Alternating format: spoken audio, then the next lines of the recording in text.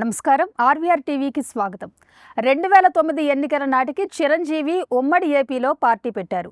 ఒంటరిగా పోటీ చేశారు. సామాజిక న్యాయమనే నినాదాన్ని భుజానికెత్తుకున్నారు. ప్రధాన పార్టీలుగా ప్రజారాజ్యం, టీడీపీ, కాంగ్రెస్ పార్టీలు నాడు బరిలో నిలిచాయి. దీంతో వ్యతిరేక ఓటు చీలింది. తెలుగుదేశం పార్టీకి కోలుకోలేని దెబ్బ తగిలింది. రెండోసారి కాంగ్రెస్ పార్టీ అధికారంలోకి వచ్చింది. వైఎస్ రాజశేఖర్ రెడ్డి ముఖ్యమంత్రిగా మరోసారి ప్రమాణ స్వీకారం చేశారు. మళ్లీ ఇదే తరహా సీన్ తమిళనాట కళ్లకు కడుతోంది. విజయ్ స్థాపించిన టీవీకే పార్టీ ఇప్పుడు అన్నా డీఎంకేకు గొడ్డలి పెట్టుగా మారింది. అధికార డీఎంకేపై ఉన్న వ్యతిరేకతను రెండు పార్టీలు చీల్చాయి. దీంతో స్టాలిన్ గెలుపునకు మంచి అవకాశం ఇచ్చినట్టయింది. అయితే ఎన్నికలకు ముందు ఓటు చీలిక జరగొద్దని, ఇందుకోసం కలిసి పోటీ చేద్దామని అన్నా డీఎంకే, బీజేపీలు పలుమార్లు విజయ్ను సంప్రదించాయి. కానీ తాను ఒంటరి పోరుకే మొగ్గు చూపారు.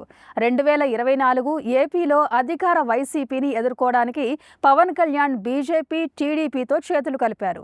దీంతో అధికార పార్టీపై ఉన్న వ్యతిరేకత ఓటు చీలకుండా జాగ్రత్త పడ్డారు. ఈ కారణంతో జగన్ దిగిపోయి చంద్రబాబు అధికారంలోకి వచ్చారు.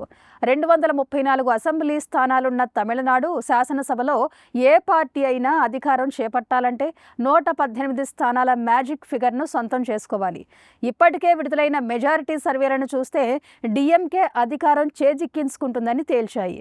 సర్వే రిపోర్ట్స్ నిజమైతే గనుక హిస్టరీ రిపీట్స్ అనక తప్పదు. ఇలాంటి కరెంట్ అప్డేట్స్ కోసం చూస్తూనే ఉండండి మన ఆర్వీఆర్ టీవీ. లైక్ చేయండి, షేర్ చేయండి, సబ్స్క్రైబ్ చేయండి.